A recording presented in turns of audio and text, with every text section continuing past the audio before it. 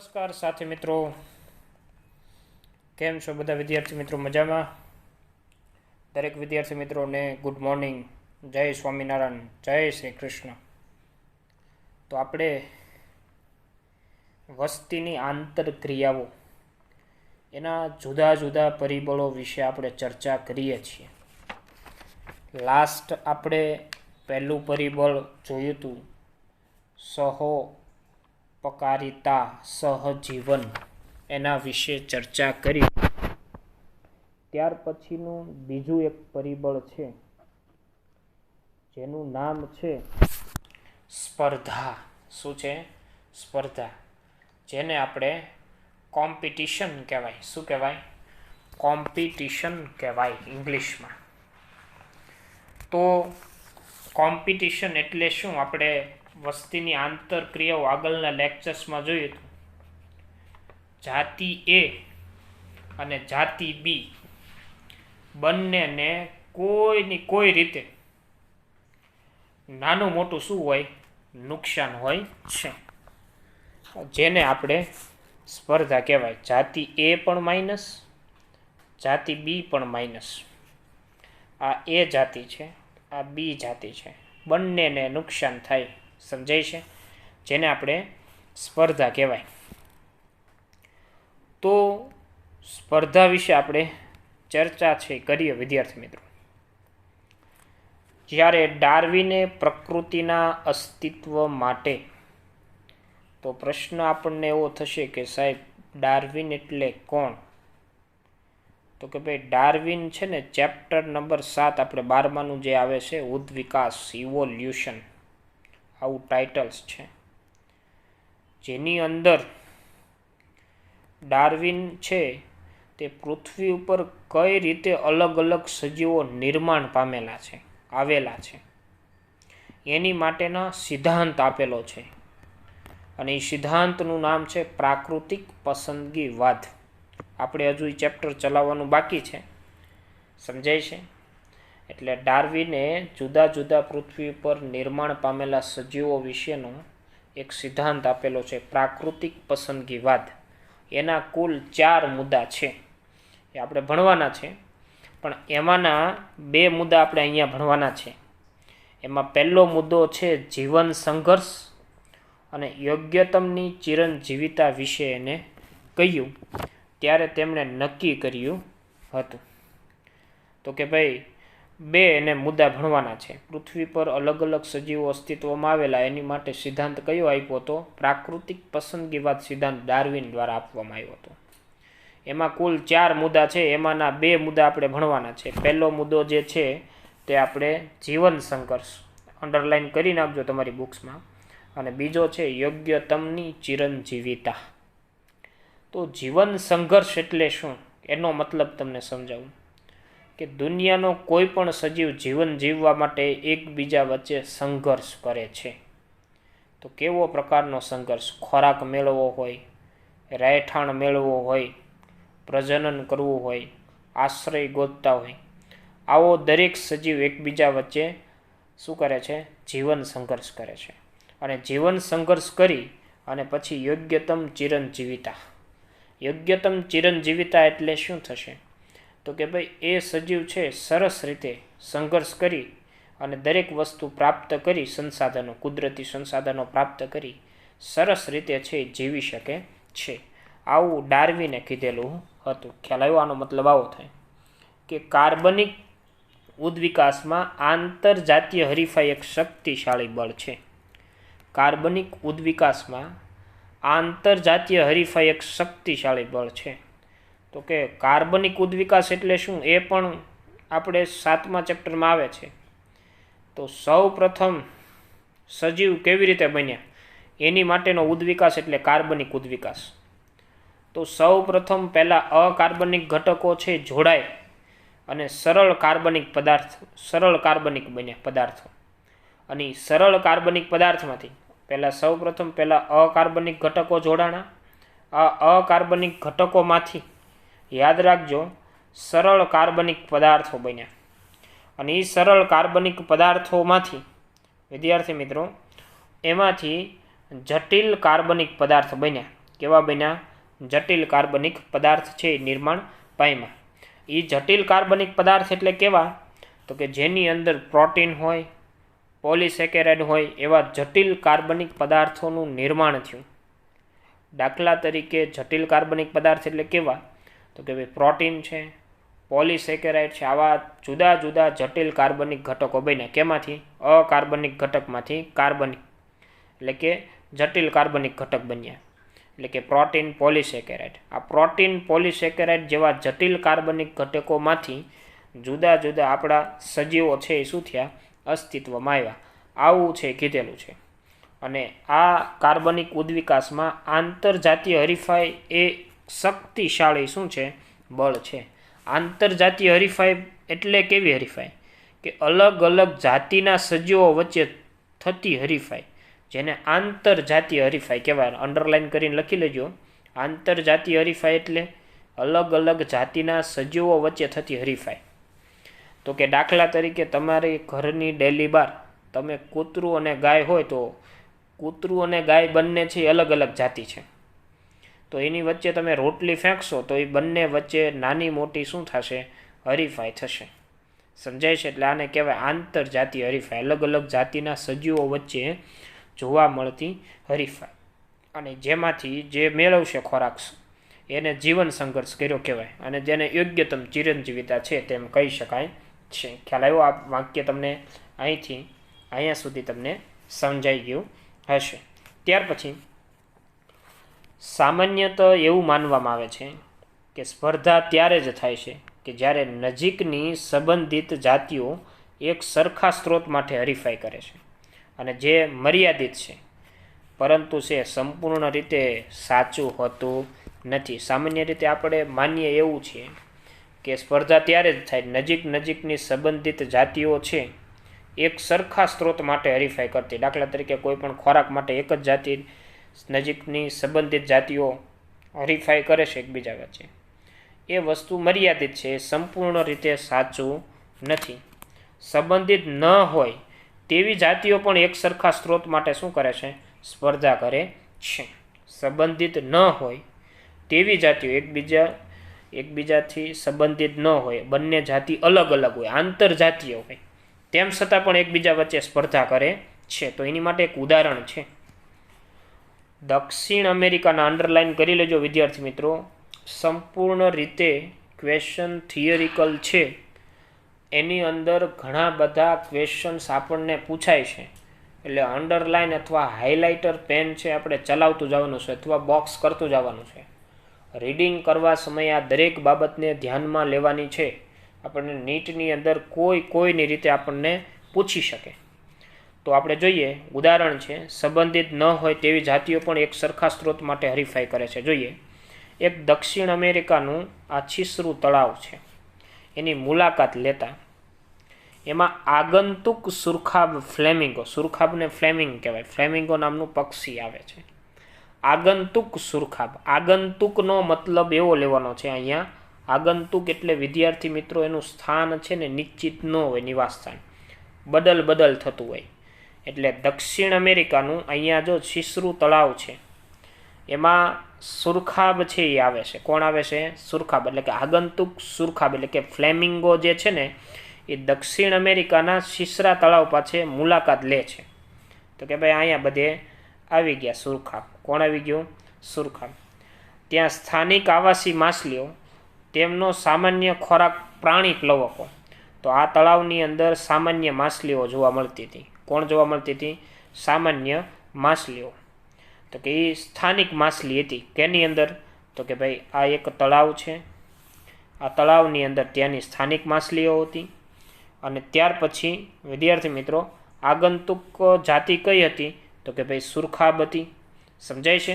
બન્યું એવું બંનેનો ખોરાક, સામાન્ય ખોરાક પ્રાણી પ્લવકો હતા. પ્રાણી પ્લવકો એટલે ઝૂ પ્લેન્કટોન કહેવાય. તો કે ભાઈ સ્થાનિક માછલી હતી એનો પણ ખોરાક કોણ હતો? પ્રાણી પ્લવકો હતો. અને આયાતી જાતિ એટલે કે આગંતુક સુરખાબનો પણ ખોરાક શું હતો? પ્રાણી પ્લવકો હતો. ખ્યાલ આવ્યો? તો આ બંને વચ્ચે શું થઈ કહેવાય? સ્પર્ધા થઈ કહેવાય. તો આવાસી માછલીને નુકસાન થાય જ્યારે નુકસાન જાય છે અને સુરખાબને પણ નુકસાન જાય. બંને વચ્ચે શું થઈ કહેવાય? સ્પર્ધા થઈ કહેવાય. એટલે કે બીજી વાત એ છે કે સ્પર્ધા સ્ત્રોતનું મર્યાદિત હોવું આવશ્યક નથી. સ્પર્ધાનો સ્ત્રોત છે મર્યાદિત હોય એવું આવશ્યક નથી, પણ બંને છે એ શું કરે છે તો કે ભાઈ સ્પર્ધા છે એકબીજા વચ્ચે કરે છે. દક્ષિણ અમેરિકાનું છીછરું તળાવ, ત્યાં છે સ્થાનિક માછલીઓ વસવાટ કરતી હતી. ત્યાર પછી સુરખાબ ફ્લેમિંગો આગંતુક જાતિ છે ત્યાં આવે છે અને એ પ્રાણી પ્લવકો જે છે બંનેનો ખોરાક સેમ હતો, તો એકબીજા વચ્ચે શું કરે છે? સ્પર્ધા કરે છે. એટલે કે સ્પર્ધાના સ્ત્રોતનું મર્યાદિત હોય એવું છે આવશ્યક હોતું નથી, કે ફિક્સ હોય એવું નથી હોતું કે એક જ જાતિ છે એકબીજા વચ્ચે સ્પર્ધા કરી શકે. બધાય પણ છે કરી શકે છે. તો અહીં એક ઉદાહરણ છે આપણે જોઈએ. દખલગીરીની સ્પર્ધામાં એક જાતિ ખોરાક લેવાની કાર્યદક્ષતા બીજી જાતિની દાખલયુક્ત અવરોધક હાજરીને કારણે ઘટી શકે છે, ભલે એ સ્ત્રોત વિપુલ માત્રામાં હોય. એટલે આપણને આ સેન્ટેન્સ એવું સમજાવે છે અહીંયા કે દાખલા તરીકે આ જે તળાવ હતું એની અંદર કોણ આગંતુક થયા તો કે સુરખાબ થયા. ત્યાં સ્થાનિક માછલીઓ વસવાટ કરતી હતી, બંનેનો ખોરાક પ્રાણી પ્લવકો હતો. પરંતુ સુરખાબ આવતા એ જે સ્થાનિક માછલીઓ હતી, ભલે ખોરાકનો સ્ત્રોત પુષ્કળ માત્રામાં હોય, ખૂટે નહીં તેવો હોય, સમજાય છે, પરંતુ જે સ્વતંત્ર રહેતી હતી એની બદલે બીજી જાતિઓ એની સાથે એડ થઈ, તો એ આગંતુક માછલી છે એની અંદર દખલગીરીની સ્પર્ધા થઈ તેમ કહેવાય. એટલે કે એક જાતિ ખોરાક લેવાની કાર્યદક્ષતા બીજી જાતિના દાખલયુક્ત અવરોધક હાજરીને કારણે ઘટી શકે છે. એટલે કે સ્થાનિક માછલીની ખોરાક લેવાની ક્ષમતા શું થાય છે? ઘટી શકે છે, ભલે એ સ્ત્રોત શું હોય? વિપુલ માત્રામાં ઉપલબ્ધ હોય છે. સમજે છે? ભલે એ સ્ત્રોત પુષ્કળ માત્રામાં, પ્રાણી પ્લવકો પુષ્કળ માત્રામાં મળતા હોય, પરંતુ જાતિ એ એટલે કોણ હતું તો કે ભાઈ સ્થાનિક માછલી હતી. જાતિ બી તરીકે સુરખાબ હતા. તેમ છતાં પણ સ્થાનિક માછલીની ખોરાક લેવાની ક્ષમતા છે એ શું થાય છે? ઘટી જાય છે. ખોરાક પુષ્કળ માત્રામાં છે, વિપુલ માત્રામાં છે, પરંતુ એકબીજા વચ્ચે શું થાય છે? હરીફાઈ થાય છે. તેથી સ્પર્ધાને એક એવી પ્રક્રિયા રૂપે સારી રીતે વ્યાખ્યાયિત કરી શકાય છે કે જેમાં એક જાતિની યોગ્યતા બીજી જાતિની હાજરીમાં નોંધપાત્ર રીતે ઘટી શકે છે. એટલે સ્પર્ધાને એવી પ્રક્રિયા રૂપે આપણે વ્યાખ્યાયિત કરવી હોય તો કરી શકાય કે એક જાતિની યોગ્યતા છે ને એ બીજી જાતિની હાજરીમાં નોંધપાત્ર રીતે ઘટી જાય છે. એટલે કે સુરખાબ આવ્યા એટલે તળાવની જે સ્થાનિક માછલીઓ હતી એક છે એમની સંખ્યા છે હાજરીમાં નોંધપાત્ર રીતે છે ઘટાડો છે જોવા મળે છે. ખ્યાલ આવ્યો? ત્યાર પછી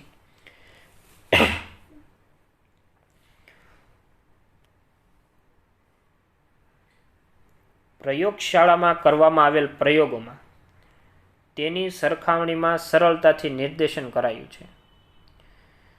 જેવું કે ગોસે, તો યાદ રાખજો તો કે ભાઈ ગોસ નામનો વૈજ્ઞાનિક છે, એની વચ્ચે અંડરલાઇન કરજો, એને માન આપજો વિદ્યાર્થી મિત્રો, માન સન્માન આપજો, અંડરલાઇન કરજો.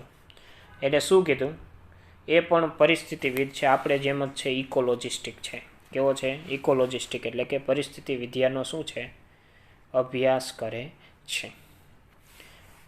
ગોસે બીજા પ્રયોગાત્મક પરિસ્થિતિવિદોએ કર્યું, ગોસ અને બીજા એની સાથે પરિસ્થિતિવિદોએ કર્યું કે જ્યારે સ્ત્રોત મર્યાદિત હોય તો સ્પર્ધાત્મક રીતે ઉત્તમ જાતિઓ છેવટે બીજી જાતિઓને દૂર કરી દેશે, પરંતુ કુદરતમાં આ પ્રકારના સ્પર્ધાત્મક બહિષ્કાર માટેના પુરાવા હંમેશા નિર્ણાયક છે હોતા નથી. ગોસે અને સાથે સાથે બીજા પરિસ્થિતિવિદોએ એવો એક નિયમ આપ્યો હતો કે ભાઈ સ્પર્ધાત્મક રીતે ઉત્તમ જાતિઓ છેવટે એટલે કે બીજી જાતિઓને દૂર કરી દેશે, અને પરંતુ કુદરતમાં આ પ્રકારનો સ્પર્ધાત્મક માટેના પુરાવા હંમેશા નિર્ણાયક નથી હોતા. કે ભાઈ ખોરાક માટેનો સ્ત્રોત સપોઝ મર્યાદિત છે અને ત્યાં એક જાતિ છે વસવાટ કરે છે કાયમ માટે, સ્થાનિક જાતિ, ત્યારે બીજી જાતિ આવશે ત્યાંથી બહારથી આવતી, આ એ જાતિ છે ત્યાં સ્થાનિક છે, ત્યાં રહે છે, જ્યારે બીજી જાતિ શું થાય છે? એની અંદર પ્રવેશ પામે છે. એટલે સ્ત્રોત છે ખોરાકનો મર્યાદિત છે, એટલે આ ઉત્તમ જાતિ છે, આ એની સાપેક્ષે નીચ જાતિ છે, એટલે કે ઓછી કાર્યરત છે, સંઘર્ષ ઓછો કરી શકે તેવી જાતિ છે. તો શું થશે? તો કે ભાઈ સ્પર્ધાત્મક રીતે ઉત્તમ જાતિઓ છેવટે બીજી જાતિઓને દૂર કરશે. એટલે આ એ જાતિ જે સ્થાનિક જાતિ હતી એને શું કરી દેશે? દૂર કરી દે છે. એટલા માટે કીધું છે કુદરતમાં આ પ્રકારના સ્પર્ધાત્મક બહિષ્કાર માટેના પુરાવાઓ વિદ્યાર્થી મિત્રો નિર્ણાયક હોતા નથી. જોજો એની માટે એક સરસ મજાની એક ઉદાહરણ આપણને આપેલું છે. કેટલાક કિસ્સાઓમાં ઠોસ અને સ્વીકાર્ય પરિસ્થિતિજન્ય સંયોગિક પુરાવા પણ શું થાય છે? મળે છે. તો ઠોસ અને સ્વીકાર્ય પરિસ્થિતિજન્ય સંયોગિક પુરાવાઓ જે છે એ આપણે જોઈએ. એની માટેનું એક ઉદાહરણ આપ્યું છે. એક ગેલોપેગસ બરફનો ટાપુ છે. ટાપુનું નામ શું છે? ગેલોપેગસ. યાદ રાખજો, અંડરલાઇન કરજો. એમાં એબિન્ડગન કાચબો છે ને ત્યાં રહેતો હતો. સ્થાનિક જાતિ કઈ થઈ? એબિન્ડગન કાચબો. ત્યાર પછી આપણને મન થયું એટલે ત્યાં આપણે શું લઈ ગયા? બકરીઓ લાવ્યા. એટલે હવે કાચબાનું જીવન જોવો તો આપણને ખબર છે તો કે ભાઈ બિચારો ધીમું બધું કામ કરે, ખાવાનું કામ, ચાલવાનું કામ બધું ધીમે ધીમે કરે. જ્યારે બકરીઓ છે એ શું છે? એનું કામ છે કાચબાની સાપેક્ષે ફાસ્ટ છે. એટલે એક જ દાયકામાં એટલે કે 10 વર્ષમાં આ એબિન્ડગન કાચબો છે ને એ શું થઈ ગયો? વિલુપ્ત થઈ ગયો. શું થઈ ગયો? નાશ થઈ ગયો. દેખીતી રીતે બકરીઓની મહત્તમ ચરણ દક્ષતાને કારણે જ આવું થાય છે. ગ્રેટર બ્રાઉઝિંગ ઇફિશિયન્સીને કારણે થાય છે. એટલે કે ગેલોપેગસ બરફના ટાપુ પર એબિન્ડગન કાચબો જે રહેતો હતો તો એની ચરણ ક્ષમતા છે ધીમી હતી બકરીની સાપેક્ષે. એટલે બકરીની ચરણ ક્ષમતા છે એ વધારે હતી. કેવી હતી? વધારે હતી. એટલે ચરણ ક્ષમતા એની વધારે હોવાના કારણે એ એબિન્ડગન કાચબો છે એ શું થાય છે? સ્પર્ધા કરતા સમજાય છે સારી જાત છે ત્યાં સારી રીતે વસવાટ કરે છે. જ્યારે એબિન્ડગન કાચબા જેવી જાત છે સંઘર્ષ કરી શકતી નથી, જેના કારણે તે શું થાય છે? વિલુપ્ત છે થાય છે. ખ્યાલ આવ્યો તમને? સમજાણું? સરસ, વેરી ગુડ. ત્યાર પછી પ્રકૃતિમાં સ્પર્ધા થવાનો બીજો પુરાવો સ્પર્ધાત્મક મુક્તિ અથવા સ્પર્ધા મોચન છે. સમજાય છે? પ્રકૃતિમાં સ્પર્ધા થવાનો પુરાવો સ્પર્ધાત્મક મુક્તિ એટલે કે સ્પર્ધા મોચન છે. તો કે ભાઈ જોઈએ શું? તો કે ભાઈ હરીફ રૂપે ઉત્તમ જાતિની હાજરીને કારણે જે જાતિનું વિતરણ નાના ભૌગોલિક વિસ્તાર પૂરતું પ્રતિબંધિત થયું છે તે સ્પર્ધા જાતિને પ્રયોગાત્મક રીતે દૂર કરી દેવાથી તેનો વિતરણ વિસ્તાર નાટકીય રીતે શું થાય છે? ફેલાઈ જાય છે. સમજાય છે? કેવો થાય છે? નાટકીય રીતે ફેલાઈ જાય છે. એટલે કે પ્રકૃતિમાં સ્પર્ધા થવાનો બીજો પુરાવો એટલે કે સ્પર્ધાત્મક મુક્તિ, સ્પર્ધા મોચન, આ સ્પર્ધાનો બીજો મોરચો છે. એટલે કે હરીફ રૂપે ઉત્તમ જાતિની હાજરીને કારણે જાતિનું વિતરણ નાના ભૌગોલિક વિસ્તાર પૂરતું પ્રતિબંધ થઈ જાય. કે નાનો વિસ્તાર હોય ત્યાં ઉત્તમ જાતિ પ્રવેશ કરે તો નાની જાતિઓ છે એ નાશ થાય એટલે કે પ્રતિબંધિત થઈ જાય.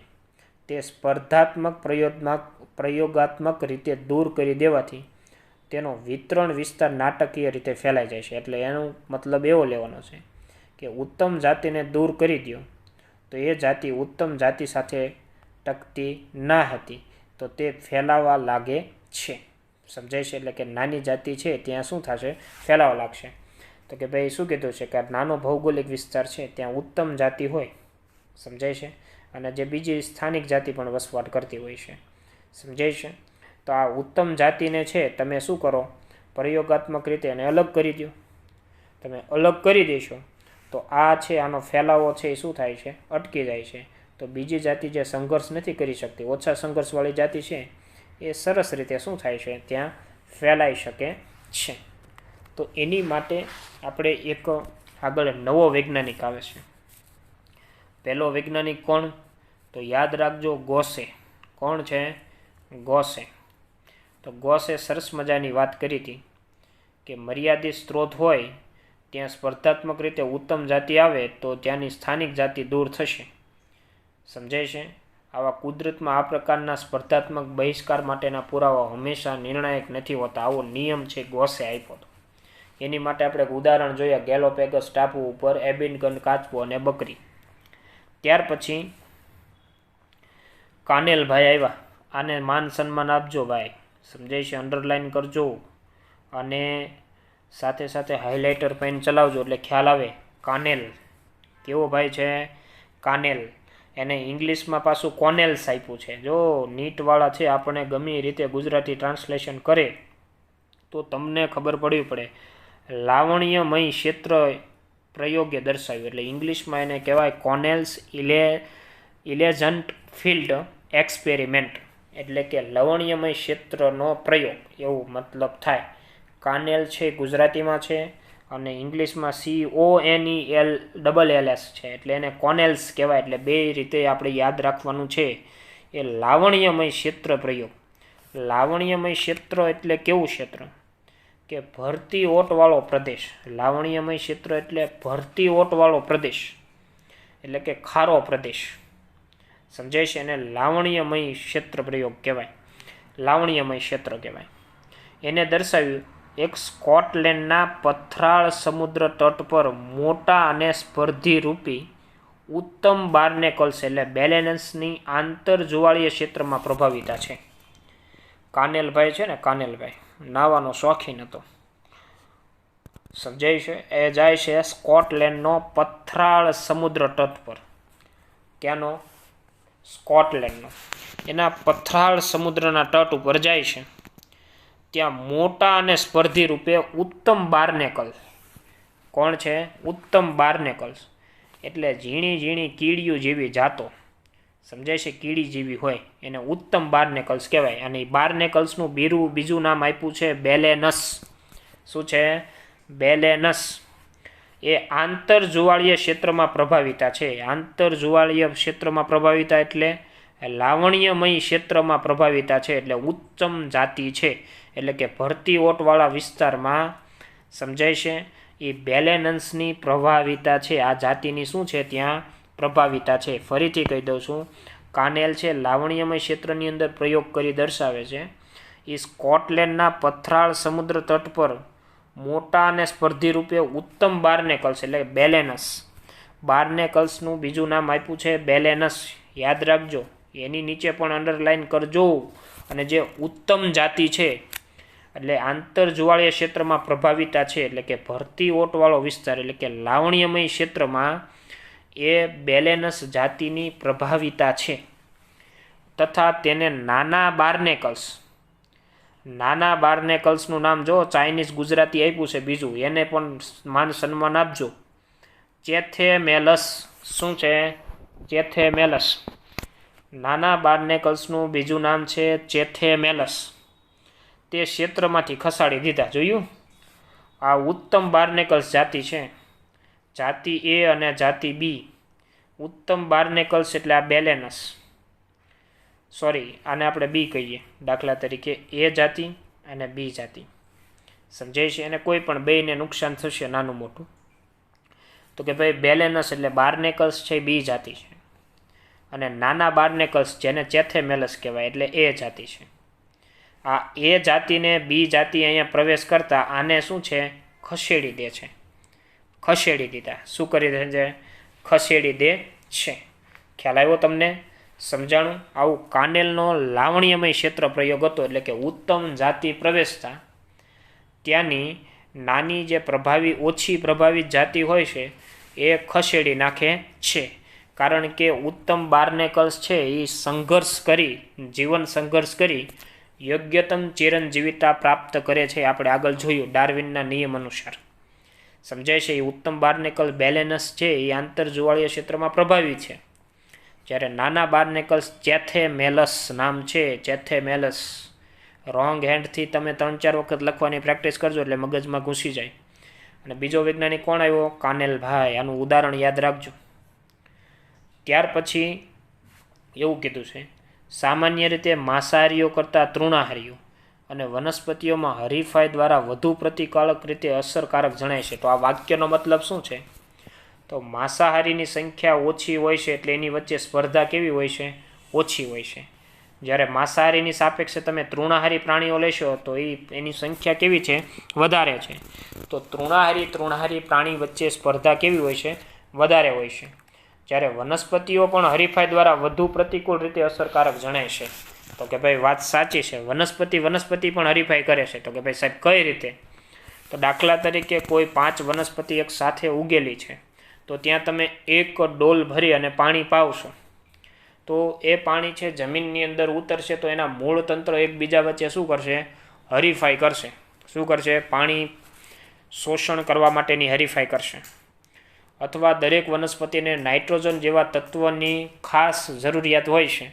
તો આવા નાઇટ્રોજન જેવા જે તત્વો છે એ એકબીજી વનસ્પતિ છે સમજાય છે શોષણ કરવા માટે એકબીજા વચ્ચે શું છે? સરસ રીતે હરીફાઈ છે કરે છે.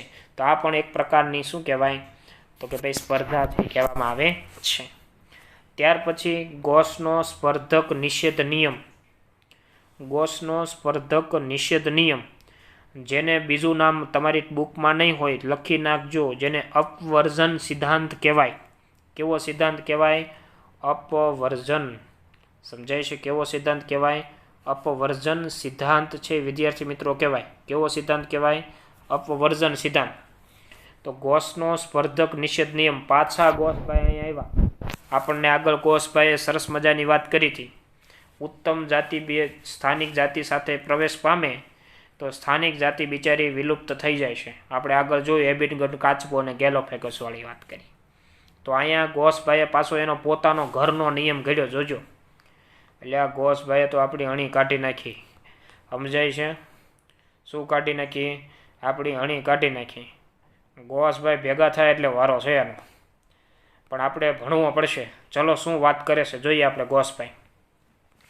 એ એવું જણાવે છે કે એક જ પ્રકારના સ્ત્રોત માટે, સમજાય છે, એક જ પ્રકારના સ્ત્રોત માટે સ્પર્ધા કરવાવાળી બે નજીકની સંબંધિત જાતિઓ અનંતકાળ સુધી સાથે રહી શકતી નથી. એક જ પ્રકારના સ્પર્ધા કરવા માટે, એક જ પ્રકારના સ્ત્રોત માટે સ્પર્ધા કરવાવાળી નજીકની સંબંધિત બે જાતિઓ એક સાથે અનંતકાળ સુધી એકબીજા સાથે રહી શકતી નથી. એટલે કે સહઅસ્તિત્વ ધરાવતી નથી, એટલે જોડે રહી શકતી નથી. અંતે સ્પર્ધા રૂપે નિમ્ન જાતિને વિલુપ્ત કરી દેવામાં આવે છે. સમજાય છે? દાખલા તરીકે કોઈ વિસ્તાર છે એની અંદર બે જાતિઓ છે, નજીકનો સંબંધ ધરાવતી જાતિઓ છે, તો એકબીજા અનંતકાળ સુધી એકબીજા સાથે રહી શકશે નહીં. દાખલા તરીકે સહઅસ્તિત્વ પણ એકબીજા સાથે જીવી શકશે નહીં. અંતે જે જાતિ છે એ સંઘર્ષ કરતા હારી જશે. એ જાતિ શું થઈ જશે? વિલુપ્ત થઈ જશે, નાશ થઈ જશે. અને જે જાતિ સંઘર્ષ કરી અને પોતાનું પોષણ, ખોરાક ને રહેઠાણ બધી વસ્તુ યોગ્ય મેળવી લેશે તો એ જાતિ છે ત્યાં શું છે? સરસ રીતે રહી શકશે. એવું ત્યારે જ સાચું થશે કે જ્યારે સ્ત્રોત મર્યાદિત હશે અથવા અન્યથા નહીં. આવું ક્યારે બનશે કે બે જાતિઓ એકબીજા સાથે અનંતકાળ સુધી સાથે નહીં રહી શકે? એનું કારણ શું હશે? કે સ્ત્રોત ઓછી માત્રામાં હશે. અને એ સ્ત્રોત ઓછી માત્રામાં હોય, દાખલા તરીકે ખોરાક ઓછી માત્રામાં હોય, તો એ બંને જાતિઓ નજીકનો સંબંધ ધરાવતી જાતિઓ એકબીજા વચ્ચે સ્પર્ધા કરશે. અને એ જાતિઓ શું કરશે? સ્પર્ધા કરીને જે જાતિ ખોરાકને એવું પ્રાપ્ત નહીં કરી શકે એ વિલુપ્ત થઈ જશે. જ્યારે જે ઉત્તમ જાતિ છે એ ખોરાકને એવું પ્રાપ્ત કરશે એટલે સરસ મજાનો સંઘર્ષ કરી યોગ્યતમ ઉત્તરજીવિતા છે એ મેળવે છે. આવું ગોસભાઈનો નિયમ છે. યાદ રાખજો, આ ગોસનો સ્પર્ધાત્મક નિષેધ નિયમ છે અથવા અપવર્જન સિદ્ધાંત કહેવાય. ત્યાર પછી સ્પર્ધા વિશેનો વધુ વર્તમાન અભ્યાસ. હવે જો એ ત્યારે ગોસભાઈએ ગોસનો સ્પર્ધક નિષેધ નિયમ આપ્યો હતો. એ સ્પર્ધક નિષેધ નિયમ છે ને એને અપવર્જન સિદ્ધાંત કહેવાય. એવું નીટ 2016માં પૂછાઈ ગયું છે, યાદ રાખજો એટલે ખાસ. તો સ્પર્ધા વિશેનો વધુ વર્તમાન અભ્યાસ એ આવી કુલ સર્વ સામાન્યત સહાય કરતો નથી. તેઓ પ્રાકૃતિક આંતરજાતીય સ્પર્ધા થવાના નિયમને નકારતા તો પણ નથી. તેઓ એ તરફ ધ્યાન ખેંચે છે કે સ્પર્ધાનો સામનો કરવાવાળી જાતિઓ આવી ક્રિયાવિધિ શું કરી શકે છે?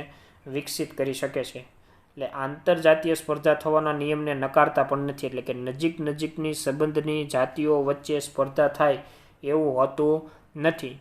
એ તરફ પણ ધ્યાન ખેંચે છે. એટલે કે સ્પર્ધાનો સામનો કરવાવાળી જાતિઓ આવી ક્રિયાવિધિને પણ શું કરે છે?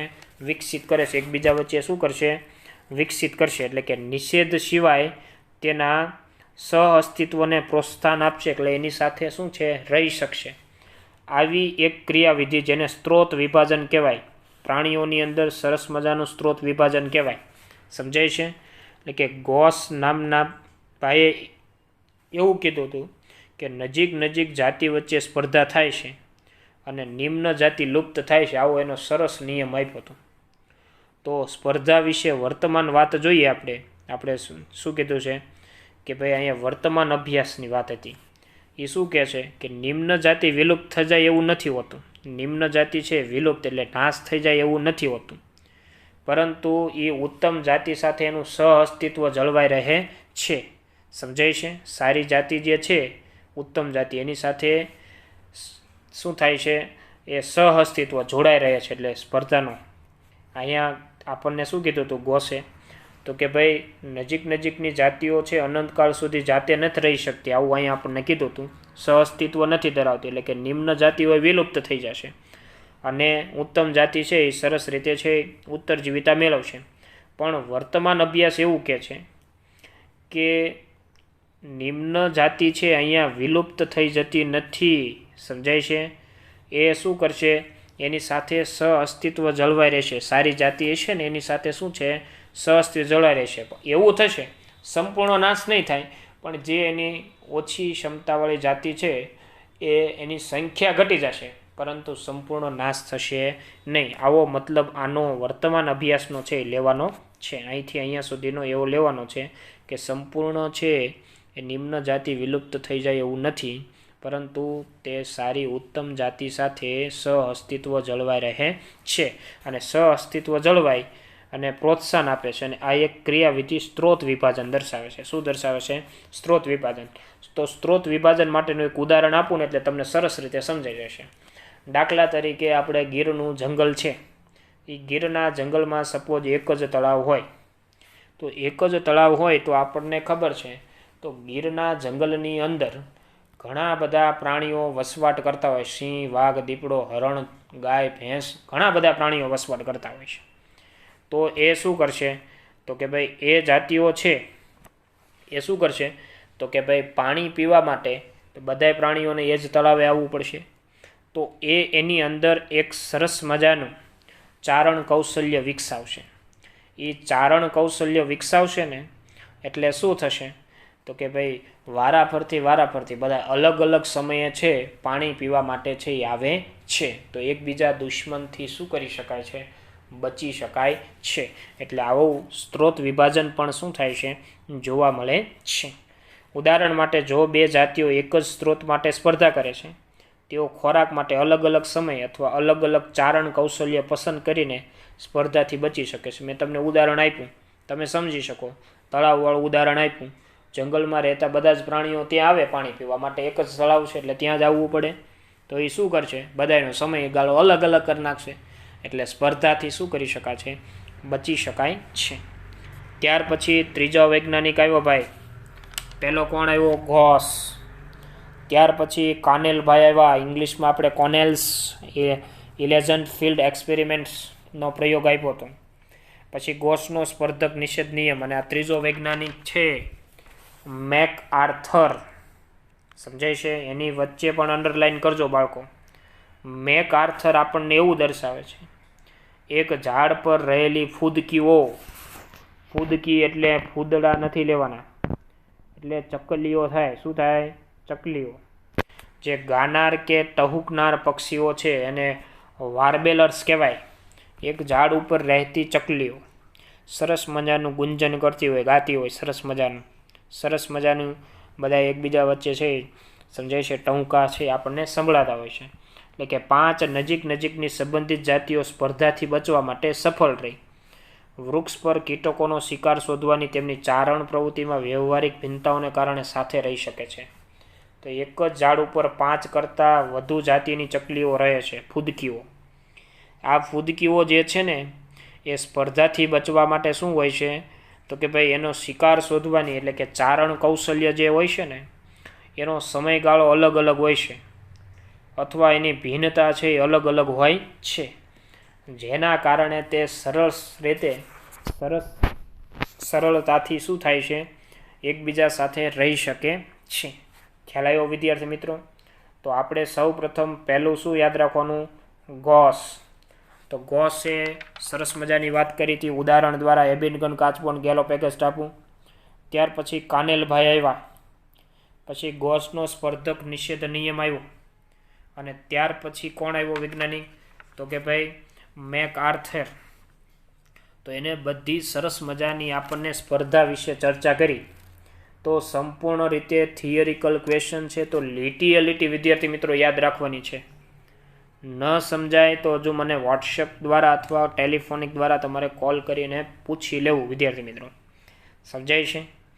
તો સારું, ચલો મિત્રો, આજે આપણે સ્પર્ધા વિશે જોયું. હવે નેક્સ્ટ લેક્ચરની અંદર નવું એક આંતરક્રિયા પરિબળ વિશે જોવાનું છે. સમજાય છે? નવું એક વસ્તીની આંતરક્રિયા પરિબળ છે એના વિશે ચર્ચા કરવાની છે. હવે લગભગ આપણે પરોપજીવન વિશે ચર્ચા કરશું નેક્સ્ટ લેક્ચરની અંદર. શેના વિશે ચર્ચા કરશું? પરોપજીવન વિશે. તો નેક્સ્ટ લેક્ચરની અંદર પરોપજીવન વિશે આપણે ચર્ચા છે કરવાની છે. તો એ પણ થિયરિકલ છે. આ બધા આંતરક્રિયા પરિબળો થિયરિકલ છે, પણ બધાના ઉદાહરણ છે વિદ્યાર્થી મિત્રો યાદ રાખવાના છે ખાસ. ખ્યાલ આવી ગયો વિદ્યાર્થી મિત્રો? તો અહીંયા સુધી રાખીએ. આવજો મિત્રો, સાથે મળી જીવ વિજ્ઞાન ભણીશું. ચિંતન સરના જય સ્વામિનારાયણ, જય Shri Krishna. Have a nice day. Thank you.